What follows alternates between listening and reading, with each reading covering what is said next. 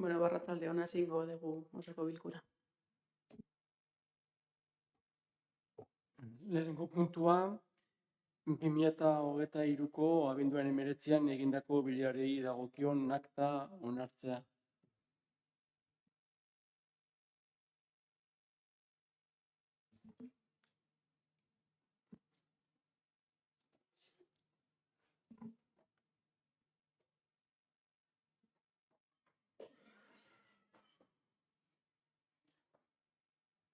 Aktaren onarpena. Proposamenaren aldeko botoak, aho batez.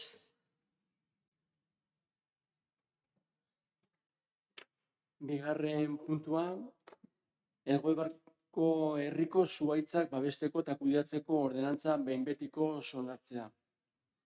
Hemen daukagu lurralde batzorde.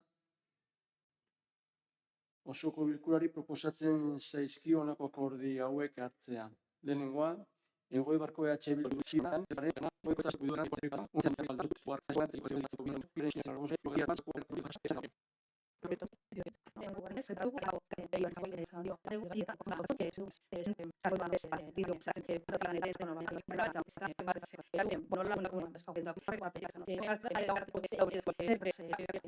Soldatzen dira eta izango zela gehiegizkoa hori eskatzea, baina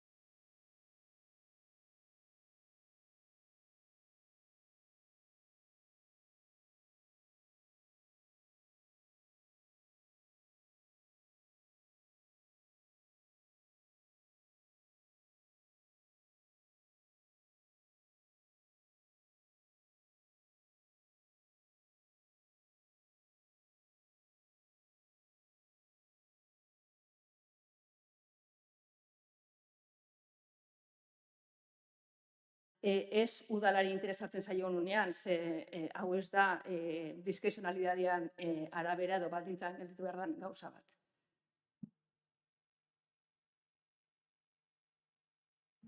Bai, Andrea.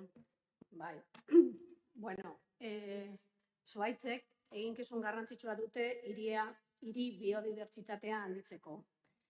Ikerketak erakusten dutenez, hiriko berdeguneetatik hurbil bizitzeak eta horiek eskura izateak osasun fisikoa eta mentala hobetu dezake. Zalantzarik gabe, ondo planifikatuta eta ondo administratutako azpiegitura berdea duen hiri bat jasangarriagoa bihurtzen da, bizi kalitatea hobetzen du, klima aldaketara hobeto egokitzen da, hondamendi arriskua murrizten du eta ekosistemak kontserbatzen ditu.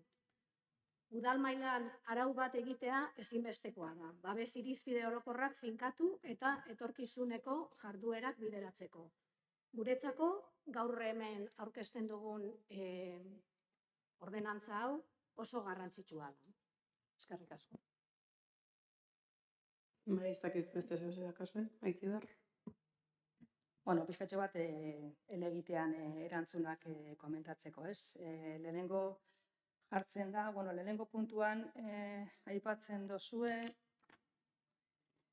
Aipatzen da, ordenantza egin duenarekin kontsulta egin dela, nor da ordenantza hori egin duena, ez da argitzen nor izan den, udalerri bakoitzan baldintzak eta egoera desberdina da, orduan, udalerri artean egiten den konparaketa hori egiteko ze aldagai hartu dira kontuan, herri desberdin arteko berdintasun konparaketa hori egiteko eta arrazoi teknikoak ere ez dira argitzen zeintzuk diren alegazio hori atzera botatzekoa.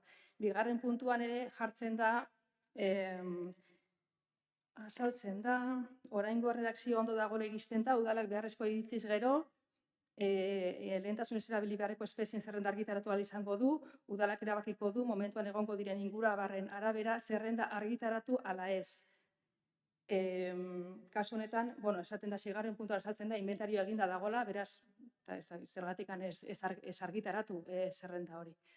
Eta gero hirugarren puntuan, aipatzen da, ez da beharrezko ikusten legegintzaldi berri bakoitzean sustapen eta edapen plana aurkeztu behar izatea, hala ere, edozein momentutan, bai legegintzaldi hasieran eta bai hasi ondoren udalak beharrezko dela ustez gero horrelako sustapen eta edapen plana onartu ahal izango du. Kasu honetan, zalantzan jartzen da, sustapen edo edapen plan baten beharra, edo hau da, baldintzatu egiten duzue, zein baldintzan arabera egingo da berrikuspen hau. Herritar guztietan eragin handia duen ordenantza honen garapena ezin litzateke edo ez litzateke behintzat udal gobernu baten nahien edo desietara bakarrikan baldintzatu behar. Gauza bada, zuhaitzen zaintza eta mantenua langileen esku uztea, bere eguneroko funtzionamentua, eta bestea da, zehaztea ordenantza honen inguruan zer egingo den eta zer jarraipen egingo zaion. Zer baldintza esarri behar diren, ordenantza hori, zer buru esarriko zaizkion, zer buru zehatz esarriko zaizkion, zer neurri operatibo esarriko zaizkion, eta gero, sustapen eta edapen beharra, sustapen edo edapen plan horren edo plangintza horren beharra ikusten baldin bada aipatzen danean, hori, bakarrikan beharra ikusten baldin bada egingo dela esatia, nahi du esan, ordenantza bat onartu dugu, ordenantza bati bai izango diogu, eta gero ikusiko dugu garapena egingo dugun edo ez dugun egingo du noiz eta nola egingo dugun.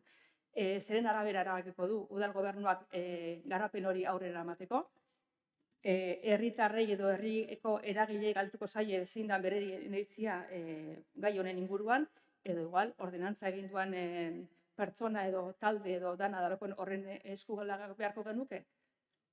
Argi dago, udal honetan ingurumen teknikari baten beharra daukagu, eta guk ez eta bozkatuko dugu. Bai, Andrea. Bueno, nik lehenengoz esan, alegazio hauek aurkeztu zenutenean, aurreko batzordean, hirigintzako teknikariak eta zinegotziak esplikatu zuten bertako kidei alegazio honen erantzuna. Nik uste dut momentu horretan izan behar zen, alegazioak ez bazenuten ados, berriro galdera horiek, zuk orain egin dituzun galdera horiek, egiteko zein dan enpresa, orduan galdetzia zeneukaten. Gauza hau edanak plenora ekarri dituztue, eta gauza hau edanen erantzuna batzordean teknikoak, asko zer errezago eman dezaketen ni baino. Nik ez nago hirigintzako batzordean, nik ez ditut erantzun asko, baina ni bakarrik esango dizuet, erantzunak jasota dituzuela, onartu dianak, onartu dia ondo zeudelako planteatuta, ez dianak onartu batzuk teknikoki ez dialako onargarriak ez dia onartu, eta beste batzuk ulertu ditu orain udalan dagoen zinegotzia eta bere talde teknikoak erabaki du ez dela beharrezkoa zuek esaten dozuena jasotzea. Udalak ikusten badu beharrezkoa dela egingo duela. Hori da erantzuna, ez dakat besterik esateko. Bale, bozkatu ingo dugu.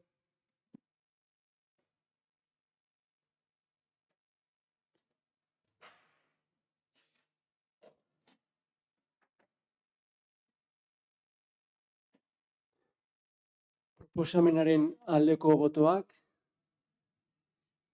kontra, 10 alde, eta 6 kontra. Gogoratu Ioneren bozka Aitziberengan dagoela ordezkaturik.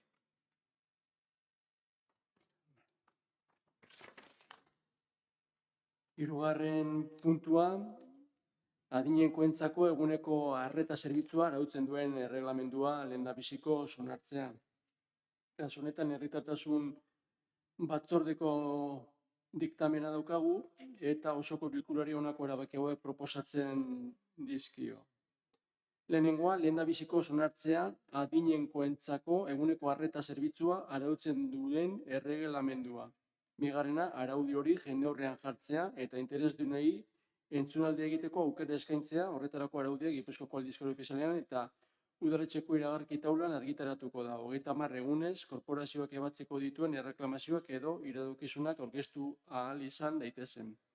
Hirugarrena, arestian aipatutako 7.985 legearen 59. artikularen azken paragrafoan ezarritakoaren arabera, jendaurreko erakustaldia egiten den bitartean erreklamazio horik edo iradokizunik aurkezten ez baldin bada, uste izango da araudia behin betiko onartuta geldituko dela. Ondorioz, osorik argitaratuko da Gipuzkoako aldizkari ofizialean.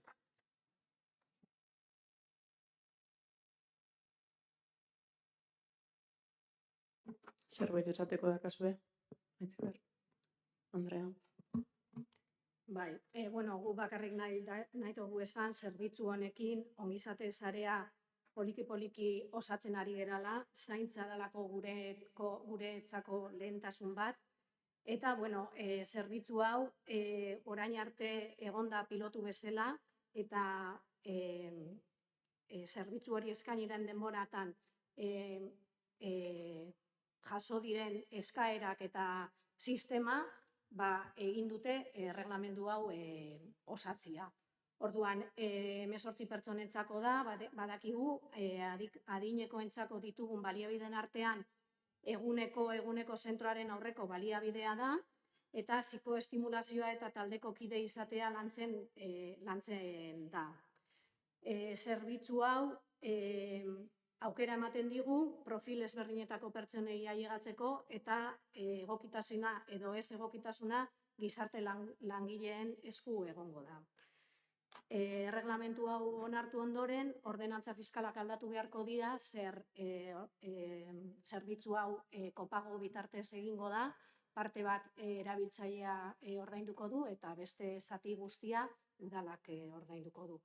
Ordenantzaren aldaketa hau hurrengo batzordeetan gizarte zerbitzuak aurkeztuko dute eta orduan edukiko dugu momentua esateko ero ados egoteko ero ez, ero zelan planteatzen duten jakitzeko. Bozkatu ingo dugu.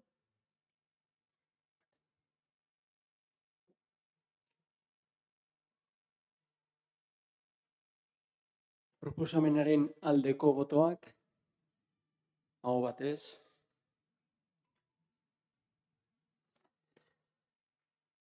Laugarren puntua, alkatetzak emandako ebazpenen berri ematea auzo alkateen izendapena. Kasu honetan, ebazpen honen bidez, zegokio prozedura jarraitu ondoren, ebatzi zen honako pertsona hauek auzo alkate izendatzea. Arriaga auzoan Iñigo Alonso